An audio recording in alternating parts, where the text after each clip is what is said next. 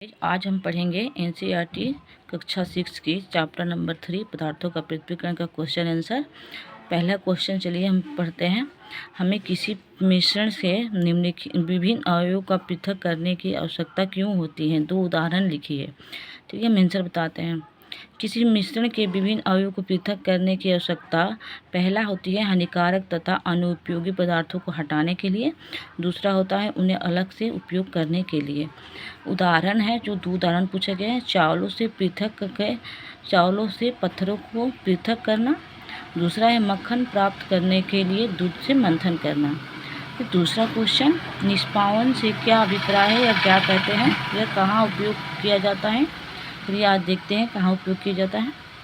पवन अथवा वायु की झोंके द्वारा मिश्रण से भारी तथा हल्के अवयवों को पृथक करना निष्पादन कहलाता है। इसका उपयोग कहाँ होता है? भूसे के अन्य कणों से पृथक करने के लिए किया जाता है। ये तीसरा नंबर क्वेश्चन देखिए। पकाने से पहले दालों के किसी नमूने से आप भूसे एवं धूल कण कैसे पृथक करते हैं? आइए देखते हैं कैसे पृथक करते हैं। पकाने से पहले दालों के किसी नमूने से हम भूसे एवं धूल के कण को हस्तचयन द्वारा पृथक करते हैं। आइए चौथा नंबर क्वेश्चन, चालन से क्या अभिप्राय है? यहाँ कहाँ उपयोग किया जाता है? चालन मतलब चालन। इस विधि से छोटे कण चलनी को छिद्रों द्वारा निकाल जाता है जबकि बड़ी अशुद्धियाँ चलनी में रह जाती है। इसका उपयोग कहाँ होता है? आइए देखते हैं। आटे में से अशुद्धियों का पृथक करने के लिए किया जाता है या रेत से कंकड़ तथा पत्थरों को पृथक करने के लिए इसका उपयोग किया जाता है। आइए 5वां नंबर क्वेश्चन देते हैं। रेत और जल के मिश्रण से आप रेत तथा जल को कैसे पृथक करेंगे? पहला नंबर आंसर है मिश्रण को कुछ समय बिना हिलाए रहने देंगे। रेत को कुछ समय हिलाए रहने देंगे। दूसरा नंबर, इस रेत नीचे तली में बैठ जाएगी, इसे आस्वादन कहते हैं। जल के किसी अन्य बर्तन में उधेड़ लेंगे और जल को उसी बर्तन में रह जाएगी, इसे निस्तारण कहते हैं। आइए हम 6ठा नंबर क्वेश्चन देखते हैं। आटे और चीनी से मिश्रण से क्या चीनी की पृथक करना संभव है? अगर हाँ तो आप इसे कैसे करेंगे? चलिए देखते हैं आंसर। हाँ, हम आटे और चीनी को मिश्रण से चीनी को चालन द्वारा पृथक करेंगे। चालन द्वारा हम पृथक करेंगे। चीनी चालन से चालेंगे तो आटा निकल जाएगी, चीनी ऊपर ही रह जाएंगे। पिंकल 7 नंबर क्वेश्चन, पिंकल जल के किसी नमूने से आप स्वच्छ जल को कैसे प्राप्त करेंगे? पिंकल मतलब गंदा जल।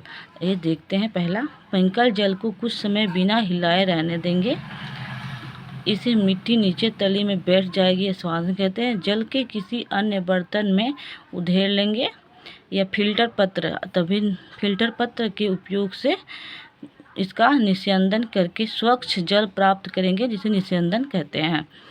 8वां नंबर क्वेश्चन, रिक्त स्थानों को भरिए। क, धान के दाने को डंडियों से पृथक करने की विधि को हम थ्रेशिंग कहते हैं। ख, किसी एक कपड़े पर दूध को उधेड़ने हो तो मलाई उस पर रह जाती है, पृथक्करण की यह प्रक्रिया निस्यंदन कहलाती है। ग नंबर, आइए देखिए, समुद्र के जल से नमक की प्रक्रिया द्वारा प्राप्त किया जाता है, वाष्पन द्वारा किया जाता है। घ नंबर, जब पिंकल जल को पूरी रात एक बाल्टी में रख जाता है, मतलब गंदा पानी को, तो अशुद्धि तली में बैठ जाती है, इसे पश्चात स्वच्छ जल को ऊपर से पृथक कर लेते हैं। इससे उपयोग होने वाली पृथक्करण की प्रक्रिया को हम क्या कहलाते हैं? निस्तारण कहते हैं। 9 नंबर क्वेश्चन, आइए सत्य अथवा असत्य बताइए। पहला, दूध और जल को मिश्रण को निस्यंदन द्वारा पृथक किया जा सकता है? नहीं, दूध और जल को निस्यंदन द्वारा पृथक नहीं किया जा सकता, यह सत्य है। नमक तथा चीनी को मिश्रण को निष्पादन द्वारा पृथक कर सकते हैं? नहीं, यह भी असत्य है। नमक और चीनी दोनों अलग एक ही जैसा होता है, कैसे हम निस्तारण द्वारा सकते हैं? एक ही। चाय की पत्तियों को चाय से पृथक निस्यंदन द्वारा किया जा सकता है? हाँ, सत्य है। अनाज और भूसे को पृथक्करण निस्तारण प्रक्रम द्वारा किया जा सकता है? नहीं, असत्य है। आइए हम